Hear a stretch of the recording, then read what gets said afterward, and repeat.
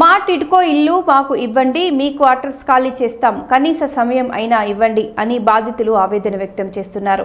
తమ సొంత ఇంటి కల నెరవేరుతుందనే నమ్మకంతో అప్పులు చేసి టిడ్కో ఇళ్ల కోసం డబ్బులు కట్టామని, కానీ ఇప్పటికీ ఇల్లు అందలేదని వారు ఆరోపిస్తున్నారు. ఉచితంగా టిడ్కో ఇల్లుని చేస్తామని ప్రభుత్వమే కాలయాపన చేస్తోంది.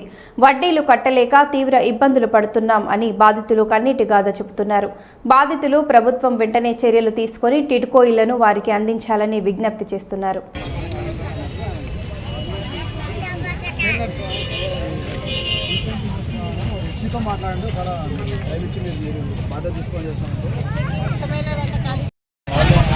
కర్నూలు నగరంలో కలెక్టర్ కార్యాలయం ముందు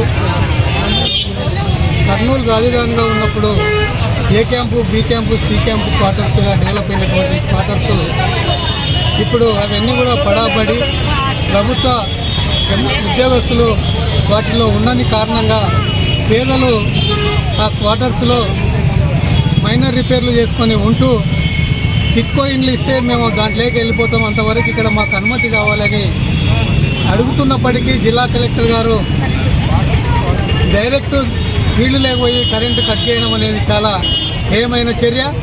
నిన్ననే ఇద్దరు మినిస్టర్లు కర్నూలు నగరంలో టిడ్కో ఇండ్లను కూడా పరిశీలించారు.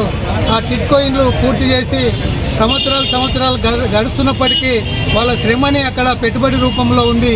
వాళ్ళ కనీస సౌకర్యాలు కల్పించకుండా ఈడ పడబడినటువంటి క్వార్టర్స్లో ఎందుకున్నారంటే ఈ కర్నూలు నగరంలో ఇండ్లలో పని చేసుకోవడానికి రోజువారీ కూలీ వీళ్ళకి దగ్గరలో ఉంది కాబట్టి ఈ క్వార్టర్స్లో ఖాళీ ఉన్నటువంటి క్వార్టర్స్లో మాత్రమే ఉన్నారు. కానీ ఉద్యోగస్తులు ఉన్నటువంటి క్వార్టర్స్లో ఉద్యోగులను బయటకు తొబ్బైతే లేరు. కాబట్టి ఇది దృష్టిలో పెట్టుకొని కలెక్టర్ గారు టిడ్కో ఇండ్లు వెంటనే యుద్ధ ప్రాతిపదికన పూర్తి చేసి వీళ్ళందరినీ కూడా ఇంట్లో చేర్చిన తర్వాత ఈ క్వార్టర్స్ని ఏం చేయాలనుకుంటే అది చేయాలి. కానీ ఇప్పుడు దౌర్జన్యం చేస్తే ఈరోజు ఆ దౌర్జన్యానికి పేదలు బలవుతున్నటువంటి పరిస్థితి ఉంది.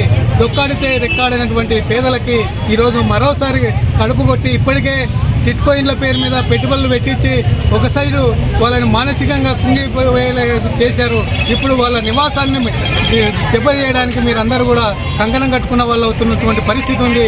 వెంటనే కలెక్టర్ గారు తన వైఖరిని మార్చుకొని టిడ్కో ఇండ్లు తయారయ్యేదాకా వాళ్ళు టైం అడుగుతున్నారు, కానీ శాశ్వతంగా ఇక్కడ మేము ఉంటామని అడుగుతలేరు. ఆ టైం వెంటనే ఇవ్వాలని కలెక్టర్ గారికి మేము విజ్ఞప్తి చేస్తున్నాం. చేయని పక్షంలో పేదల పక్షాన ఉంటూ వాళ్ళకి శాశ్వత ఇండ్లు వచ్చేదాకా కూడా పోరాడతామని ఈ సందర్భంగా తెలియజేస్తున్నాం.